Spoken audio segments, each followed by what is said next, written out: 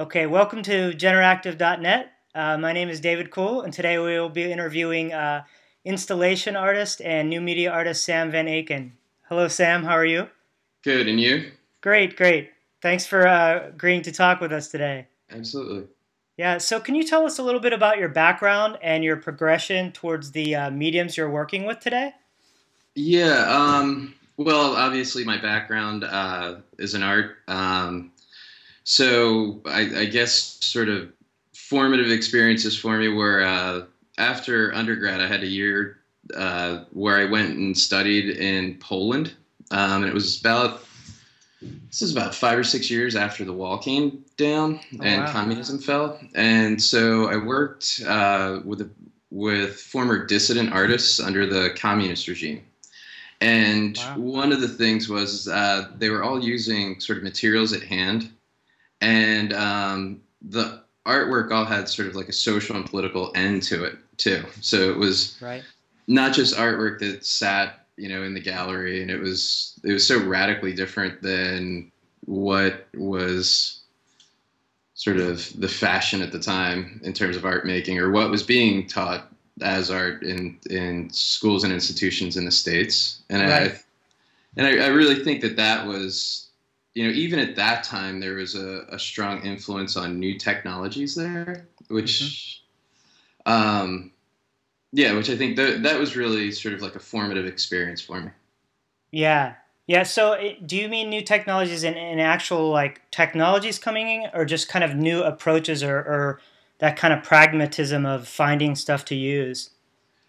Well, I think it grew out of pragmatism, but it was, you know, it, I think there was also, I mean, a lot more video work than you were seeing in the States. I mean, painting was still dominant in the galleries and museums at the Right. time, and since they didn't have that sort of commercial aspect to it, it was sort of whatever, everything goes.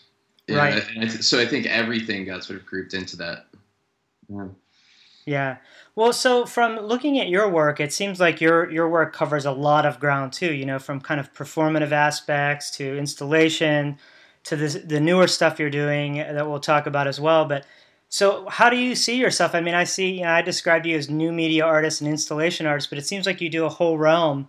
And I guess that's to me what seems like part of the shifting landscape now in the arts of how do people describe themselves, and kind of where do you see yourself in all of that? Yeah, I guess it. Well, I will work on projects that are definitely media based, but then it's also I don't know. I haven't spent a whole lot of time seeing myself as being one particular type of artist or Right. another. It's sort of I'm just happy when I come to an idea that I'm happy enough to go on, and Right. so that whatever direction that leads me, and I think that's sort of the part of the practice that I like the most is you never know which way it's going to go or how Right. it's going to evolve, and so that's the part where I get a lot out of it. It's just learning. Right. Yeah. So do you feel that then it's a lot of intuition on your for yourself of what kind of direction you or idea that you latch onto? I'd like to say that it is intuition because that'd be a lot easier, but it's largely more of just sort of following the idea out, Right. right? And it's sort of I think of it as sort of this illogical, logical conclusion to to pursuing the work. Yeah, Right. yeah. So it's intuition. I I wish it was easy as that word. So All yeah. right. So, what's a typical day in your studio like? Kind of your creative routines. Part of this I'd like to kind of approach from a inside the artist studio angle of just learning how artists work and kind of hmm what their routines are. Well, I teach at Syracuse University. So during the academic year, it gets pretty hectic. We're just coming to the end of it now.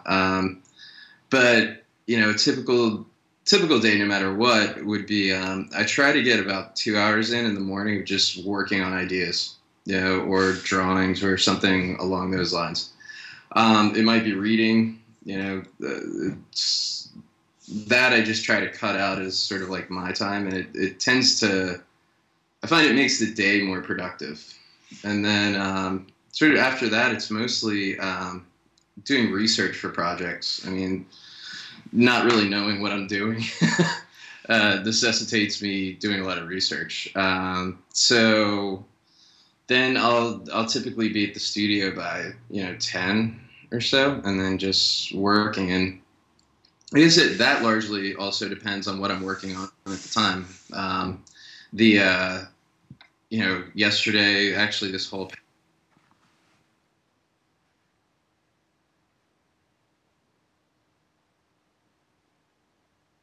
yeah, that's a big part.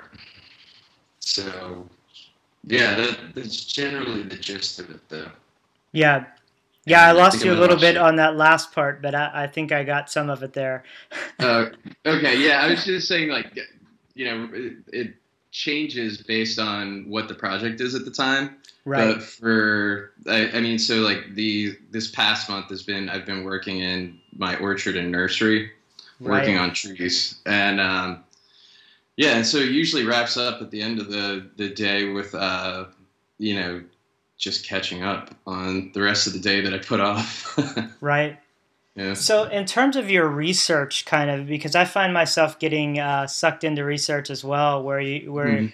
I kind of develop an interest in something and I start reading about it, and then it starts to spawn kind of possible ideas. How do is that kind of organic, or are you focused on certain areas that that you're interested on that you want to, try to generate art projects from? I think it's a little bit of both. I mean, you definitely have those interests and those things that you're looking for, and then there's also the things that surprise you along the way. And Right, I think that's it. I mean, you go in looking for one thing, and you come out on the other end with something totally different. right. Um, yeah, so it's sort of guided, but mostly chaotic. Right, right. So, and then yeah, then it's a matter of just sort of holding on and trying to like amass as much information as you can on it. So Yeah, yeah, great. yeah, So I found your work through the installation "Oh My God," and that's kind of what spawned this interview for me because I found it to be generative in kind of the way I'm approaching this website, in the way that it grabs audio files randomly and kind of plays them and from yeah, different media sources.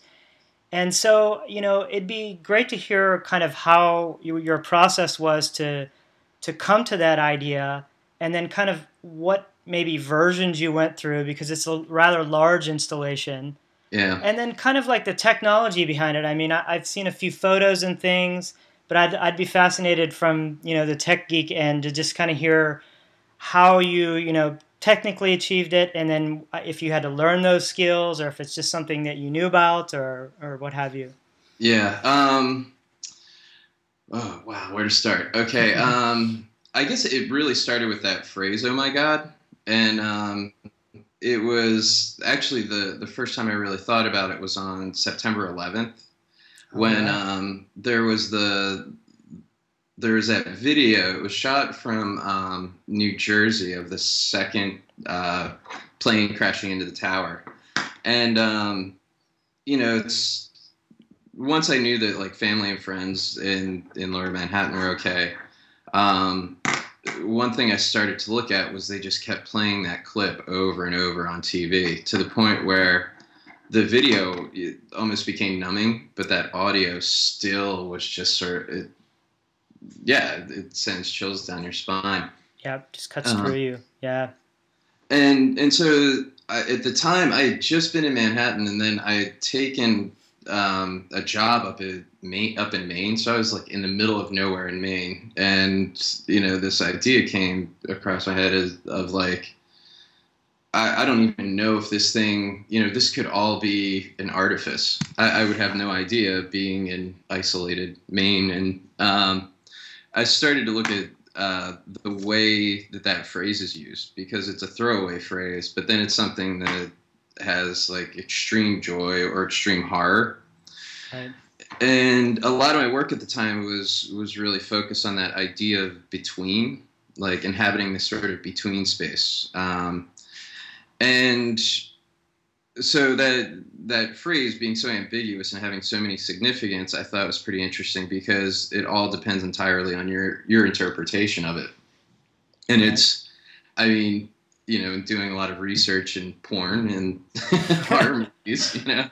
or news accounts, like when you take the video away and you just play the track, it's very hard to tell. Like, is this terror? Is this ecstasy? Right. And so that formed the sort of idea behind the piece of bringing the viewer to that between space. And then from there, it started off as just sort of like this 12-foot by 12-foot wall of stacked speakers. And the initial tests were just using 3 CD players. And then, and so I wanted that randomness to it. And I also wanted it to build up to this sort of crescendo. Like, so it, over a period of time, it's randomly being sent out to speakers, and then it continues to build until all the speakers are firing at the same time, to that cacophony of voices. And so that first sort of like 12-foot by 12-foot wall, I think I did that in like 2004 or something. And then I really wanted to be more specific with the randomness. And so that led me to look into, how could I control it more? And at the time I was teaching several classes in the new media department at University of Maine. And I became introduced to Max MSP. Mm-hmm. And so I had a lot of help on the technical aspect by some faculty and one of the graduate students there who sort of introduced me to the right hardware. So it was it's run on, I mean, it's antiquated technology right now, but it's a G4 with a sound card connected to Motu units, and then those are sent out to car stereo speakers to amplify the sound, and then sent out to to each of the speakers. Right. So that's sort of the gist of it. And then, then the algorithm, I designed the algorithm and had help with the programming to, to send it, to be specific as to, creating that grid and then also creating that time frame for it. Right. Now, with that grid, were there a bunch of discrete channels, or is it just kind of like 4 or 5 channels and the repeating sounds? I'm just curious. Yeah, 48 channels on it. Wow. Yeah. So it had 48 channels that it would send out. So there were it was 2 Motu units that were attached to it, mm-hmm. and those were 24 outputs apiece. Right. So yeah, it was pretty. It's crazy. The wiring is just a nightmare. Like it's a 3-day install. Right. Yeah, but what I like about it is it has that kind of Wizard of Oz, like you get to look behind the curtain and see, at least from your photos anyway, where there's this kind of public facing sides, just this wall of speaker, and then you walk around and it's like that was definitely like the whole purpose of it too. Yeah. It's like I was thinking of that wall as being that between space, it's posing things on either side. So it's, the wall is, it's pretty refined, and then the backside is just a mess. And then the computer is sort of like on there on a card as the wizard. So it's like It's a good point. Well, and I find that that's kind of a something that a lot of artists are encountering, including myself these days, is just you have to confront those kinds of physical things and find a way to make it either interesting or make it just become part of the piece. Yeah, and I was calling it for a while there. I called it extension cord aesthetics because there's nothing to really do with them other than just sort of they're there. Right. So you have to like deal with them in some way or the other. So yeah. So I was also interested in your other piece, Thumper. I've only seen it through the video. I think you have a video on Vimeo with it. But Yeah. that looks like it's similar. Could you talk about that piece a little bit as well? Yeah, in that one, I was interested in how sound is physically perceived, and how you feel it as much as you see it. And so I was interested in car culture, in sort of those in the bass systems that drive cars, right? Right. And so also just sort of I was playing with tactile transducers for a while, and hooking things up to like my coffee table and then just bouncing them off with bass and like so I mean it really, I wish there was like this grand conceit behind that work, but it was really I just make noise and make things move with sound to start it Yeah. off. Yeah. Awesome. And yeah, so yeah, so I took the plans for a geosphere and designed it so it could house those 80 subwoofers. And so that's like the initial version that I'm still waiting to get back to. I'm looking to do another one, but rather than have the speakers point out, point inward. Right? So that way you get more of that isobaric speaker design. And the sound is more contained, which I think will generate more motion in the piece itself. Right. Right. As kind of vibrating the piece. Yeah, yeah. Yeah. So that's where the next sort of step with it is. Right? Yeah. Awesome. Bounce. So also, that kind of leads me into this next question is, do you find the art world kind of receptive to these sound pieces? Because it seems like, I've worked with some sound pieces as well, and it seems like, galleries hate this stuff because it's just, especially if you're doing a group show, it's like invades spaces and Yeah. drives museum staff crazy. And, Yeah, how do you deal with that? Yeah, it's hard for like, well, the people that work the desk wherever the reception desk is, like it drives them mad. Yeah. So they'll start off before the opening loving the piece, and then they just loathe it afterwards. But, I think generally I think people are pretty receptive to it, although it is one of those things of how far you're willing to compromise a piece. Like Right. I showed the Thumper piece once where they put it in the center of the gallery with all this other work around it, and then didn't want to turn up the volume on it. So when it sort of defeated the whole thing for me.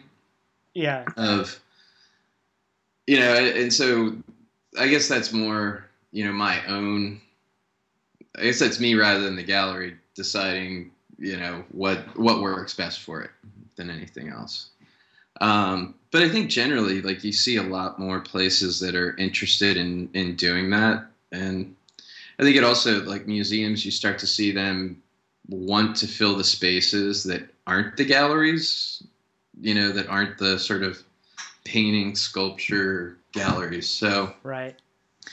yeah, you start to see more experimental pieces that are in other inhabiting other parts of the museum. So Right.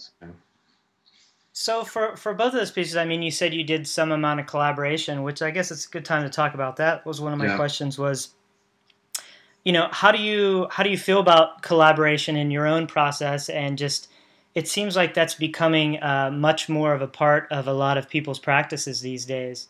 Is maybe not have all the technical skills or different things, and finding people to work with that can contribute those. Maybe you can talk a little bit about that in your own work. Yeah, I guess as far as collaboration goes, like I'm pretty specific with what I want from the piece. But I do draw on the expertise of other people. And so it's usually either bartering or pay that does it. Like with grafting the trees, one of the things that I had to do was it's kind of a dying art form here in New York State. And so the only people that really knew how to do it well were farmers, and so they have orchards, and basically the barter was I would go out and pick fruit for them for a couple weeks, and they start to show me how to do it. So it's, you know, Awesome. it's. I think it was more of them testing me to see if I was willing to pay my dues. Right, right. To To make see it if you're happen. you're worthy of the knowledge or what have Yeah, you. yeah. So you find yourself in these weird situations where I'm like, I have this big canvas bag slung over my shoulder, and I'm going, what the hell happened here? Well, that sounds like a fun part to as far as I'm concerned, though. Oh, yeah, yeah. I mean, it's amazing because like then I mean, you learn so much more. Right, Yeah, in that, and so I'm interested in that submersion into that kind of technology thing, right. whatever it is, and yeah. So I think it might not be collaboration on the work itself, but it turns out to be a type of collaboration that exists outside the work. Right, in terms of finding those specialties to help you out in those areas. Yeah, yeah. Yeah, right. Huh. So So maybe you could talk more about that piece. It's called the Tree of 40 or 40 Fruits. Is that correct? yeah, yeah. And what it is it's a tree that I'm working on to graft or grafting and then working to grow 40 different varieties of fruit on. Yeah. And they're all within the family of fruit, stone fruits. So peaches, plums, apricots, nectarines, cherries, and now almonds. Hmm. And yeah, so I start the trees from tiny rootstock, and then grow them and keep grafting. Right. So how did you come on upon that idea? Was there some kind of research that led you to that? What was your kind of process there? Um, I I had seen grafting done when I was a kid, and just thought it was the most amazing thing. Like you see somebody take a piece of one branch of a tree, stick it onto another, and then you come back the next year and it's growing. And I always thought that was just that was the most magical thing I had ever seen. And I thought, so years and years later, I was actually thinking about how that's like a really beautiful metaphor, for a lot of the way that we think, like who we are as individuals. It's this sort of grafted identity, grafted thought, and Mm. so I played with the grafting for a long time, and it started off with just taking pieces of plastic fruit and sticking them together in these weird combinations to doing vegetables. You can graft different vegetables together, and then eventually it led to the tree, which I thought was really nice because of the symbolism of a tree, of and then all those those associative thoughts to it, like it's towards, like, I mean, almost all religions, the tree becomes like a central form and image. Right. So, yeah. Yeah. And, oh, go ahead. No. Yeah. So, do this is definitely a stretch, but I'm still kind of exploring what it even means to make some kind of generative or interactive type artwork, as I'm exploring the site. And do you see pieces like that where you're kind of creating this tree and then it has the life of its own and it kind of creates itself? Or do you see yourself as like, I'm the full creator and you have total control? Oh, I have zero control, and that's what I like. I mean, it's I don't like static objects. I mean, it's like there's a part of me that does like that work that continues to evolve. It's just sort of like you put this thing into motion and it sort of becomes its own thing, which I think my practice is like that. I like to believe my practice is like that, as well as the work.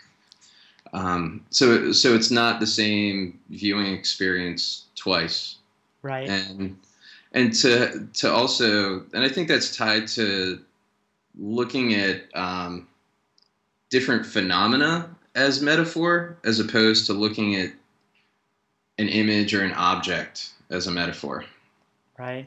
And so when it's based on the act, then the act becomes its own thing. Hmm. Yeah. Yeah.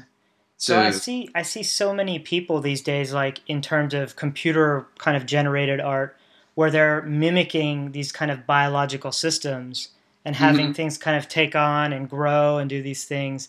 But I love the idea that you're kind of launching off into manipulating, these plants and things. And for me, it also, kind of on the scary side of it, speaks to things like Monsanto and all, that kind Oh of whole yeah. thing raging as well. But I think it's just getting into this kind of interesting, brave new world of being able to, as an art form, start to manipulate biological systems or different things and have them do, kind of mold them in different ways that they've never been molded before.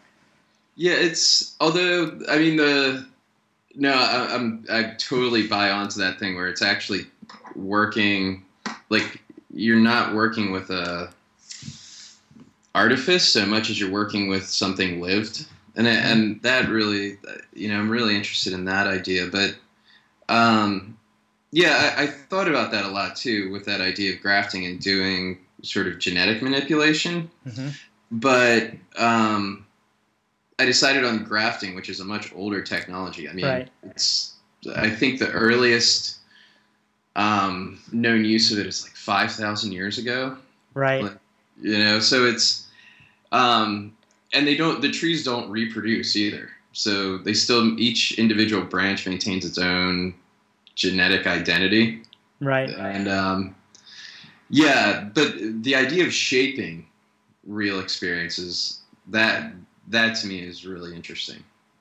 As opposed to them being these sort of models of how nature works. I'm interested in how you can take nature, manipulate it, and then it turns into something that not only shapes experience but also how you think. So right. Fascinating. So, do you have a future plan of where these trees might live permanently, or yeah, there's I've decided on I'm going to do an addition of 40 trees, 40 trees and 40 fruit. right, And then I've been fortunate enough to place about 10 of them, and they're sort of all over the place, all over the country. And so, yeah, eventually I'd hope to place all of them. Because once they're planted and sited, another aspect of the project is it becomes this weird form of conservancy. hmm.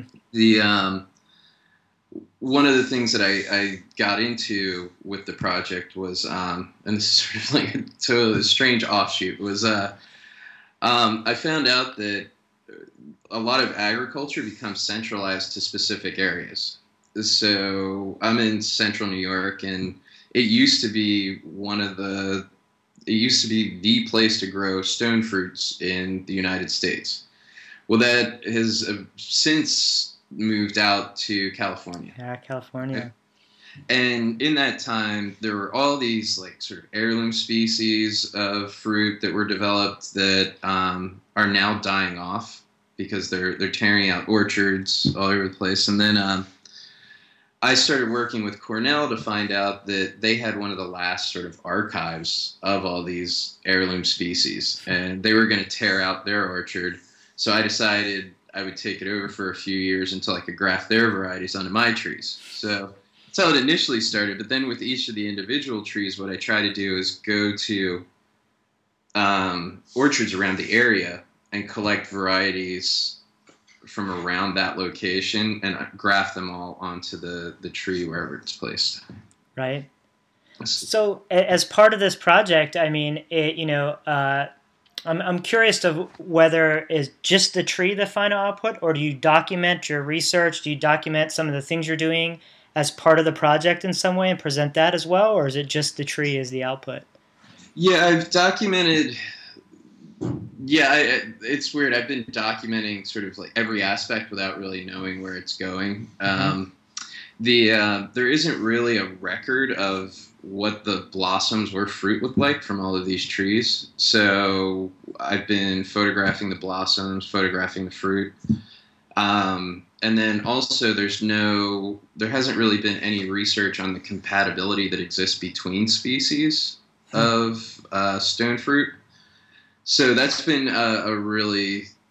that's actually been pretty interesting because people, they really don't know. There's a lot of guesses as to how it might work, Hmm. but not really any sort of definitive, you know, yeah, definitive research done on it. So I Yeah. figure since I'm already doing it, I might as well, finish it out and just sort of like make some sort of knowledge that comes from it. Yeah. I mean, that's fascinating. Just as you were saying, it's like this thousands of years old kind of practice that even in this kind of day and age of, genetically engineered things, that so many things are still unknown. That's kind Oh of yeah, fascinating in itself. yeah, and it's really weird. The and just sort of building on that genetic ideas. It's most of the farmers that you talk to, or I'd say a good percentage of them, um, people that are commercially growing are strongly in support of genetic modification. Hmm. And their rationale behind it is, well, we've been doing this for so long. What's the hesitation in making that next step? Right. Which I think of course, I'm like, it's weird. I become very conservative about it in that, and I'm like, no, you can't cross that line. It's, but yeah, it's interesting to see where the two worlds meet on that. Right. So, I mean, as this, I guess it kind of came up organically, me just kind of thinking of that and mentioning it. I mean, I study a lot of that kind of stuff on my own anyway. I think a lot of people do these days, but Yeah. did you find that that's part of your interest in this, or is it just all kind of through side avenues, like you're saying, where these things come into play?